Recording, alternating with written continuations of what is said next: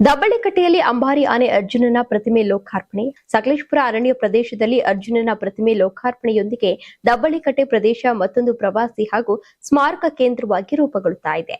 ಹಾಸನ ಜಿಲ್ಲೆಯ ಸಕಲೇಶಪುರ ತಾಲೂಕಿನ ದಬ್ಬಳಿಕಟ್ಟೆ ಮೀಸಲು ಅರಣ್ಯ ಪ್ರದೇಶದಲ್ಲಿ ನಿರ್ಮಾಣಗೊಂಡಿರುವಂತಹ ಅಂಬಾರಿ ಆನೆ ಅರ್ಜುನನ ಪ್ರತಿಮೆಯನ್ನ ಇಂದು ಸಾರ್ವಜನಿಕರಿಗೆ ಸಮರ್ಪಿಸಲಾಗ್ತಾ ಇದೆ.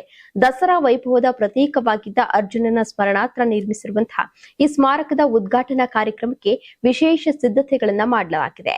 ಈ ಕಾರ್ಯಕ್ರಮ ಈಗಾಗಲೇ 2 ಬಾರಿ ಮುಂದೂಡಿಕೆಯಾಗಿದ್ದ ಹಿನ್ನೆಲೆ 3ನೇ ಬಾರಿ ಇವತ್ತು ಸಂಜೆ 4:30ಕ್ಕೆ ಲೋಕಾರ್ಪಣೆ ನಡೆಯಲಿದೆ. ಅರಣ್ಯ ಸಚಿವ ಈಶ್ವರ್ ಖಂಡ್ರೆ ಪ್ರತಿಮೆಯನ್ನ ಅನಾವರಣಗೊಳಿಸಲಿದ್ದು, ಜಿಲ್ಲಾ ಉಸ್ತುವಾರಿ ಸಚಿವ ಕೃಷ್ಣ ಬೈರೇಗೌಡ ಹಾಗೂ ಶಾಸಕ ಸಿಮೆಂಟ್ ಮಂಜು ಸೇರಿದಂತೆ ಹಲವು ಗಣ್ಯರು ಭಾಗವಹಿಸಲಿದ್ದಾರೆ.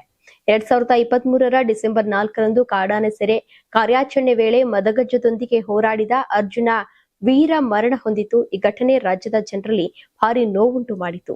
ನಂತರ ಅರಣ್ಯ ಇಲಾಖೆ ಅರ್ಜುನ ಮೃತಪಟ್ಟ ಸ್ಥಳದಲ್ಲೇ ಅಂತ್ಯ ಸಂಸ್ಕಾರವನ್ನ ನೆರವೇರಿಸಿತು. ಅರ್ಜುನನ ನೆನಪನ್ನ ಶಾಶ್ವತಗೊಳಿಸುವ ಉದ್ದೇಶದಿಂದ ಪ್ರತಿಮೆಯನ್ನ ನಿರ್ಮಿಸಲಾಗಿದ್ದು, ಇದೀಗ ಅದು ಅಭಿಮಾನಿಗಳು ಮತ್ತು ಪ್ರವಾಸಿಗರ ಗಮನ ಸೆಳೆತಾ ಇದೆ. ದಸರಾ ಅಂಬಾರಿ ಹೊತ್ತಿದ್ದ ಅರ್ಜುನ ರಾಜ್ಯದ ಹೆಮ್ಮೆಯ ಆನೆಯಾಗಿ ಗುರುತಿಸಿಕೊಂಡಿತ್ತು. ಇನ್ನೊಂದೆಡೆ ಪ್ರತಿಮೆ ನಿರ್ಮಾಣಗೊಂಡು ಸಾಕಷ್ಟು ಸಮಯವಾದರೂ ಸ್ಥಳದಲ್ಲಿ ಮೂಲ ಸೌಕರ್ಯಗಳ ಕೊರತೆ ಇದೆ ಎಂದು ಶಾಸಕ ಸಿಮೆಂಟ್ ಮಂಜು ಇತ್ತೀಚೆಗೆ ಅಸಮಾಧಾನವನ್ನು ವ್ಯಕ್ತಪಡಿಸಿದರು. ಸರ್ಕಾರ ಮತ್ತು ಅರಣ್ಯ ಇಲಾಖೆ ಅಗತ್ಯ ಸೌಲಭ್ಯ ಒದಗಿಸಿಲ್ಲ ಎಂದು ಅವರು ಈಗಾಗಲೇ ಟೀಕಿಸಿದರು.